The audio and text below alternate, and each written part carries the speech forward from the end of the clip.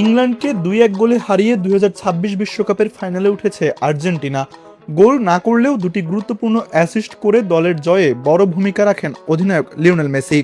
তবে ম্যাচ শেষে আলোচনার কেন্দ্রবিন্দুতে ছিল তার আবেগঘন এক মুহূর্ত, যেখানে এই জয় তিনি উৎসর্গ করেন কিংবদন্তি ডিয়েগো ম্যারাডোনাকে। ইংল্যান্ডের বিপক্ষে আর্জেন্টিনার ম্যাচ মানেই ফিরে আসে 1986 বিশ্বকাপের স্মৃতি। সেই আসরে ম্যারাডোনার হ্যান্ড অব গড এবং গোল অব দ্য সেঞ্চুরি ফুটবল ইতিহাসের সবচেয়ে আলোচিত মুহূর্তগুলোর দুটি। এবার সেই ম্যাচের 40 বছর পূর্তিতে ইংল্যান্ডকে হারানোর পর মেসিও স্মরণ করেন আর্জেন্টাইন কিংবদন্তিকে। ম্যাচ শেষে সাংবাদিকদের কাছ থেকে 1986 সালের ম্যারাডোনার জার্সির একটি প্রতিরূপ হাতে নিয়ে মেসি বলেন, ওপর থেকে ডিয়েগো নিশ্চয়ই এই জয় উপভোগ করছেন। তার ভাষায়, এই বিশেষ দিনে জয়টি ম্যারাডোনার জন্য একটি উপহার। মেসি আরও জানান, জাতীয় সঙ্গীতের সময় থেকেই পুরো দল অন্যরকম আবেগ অনুভব করছিল।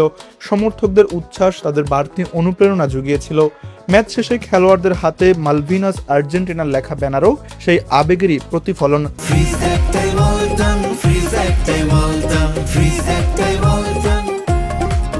এই জয়ের মাধ্যমে মেসির সামনে আরেকটি ইতিহাস গড়ার সুযোগ এসেছে।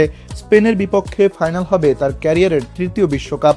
এখন আর্জেন্টিনা শিরোপা থেকে মাত্র এক ধাপ দূরে, আর পুরো ফুটবল বিশ্বের নজর সেই মহারণের দিকেই।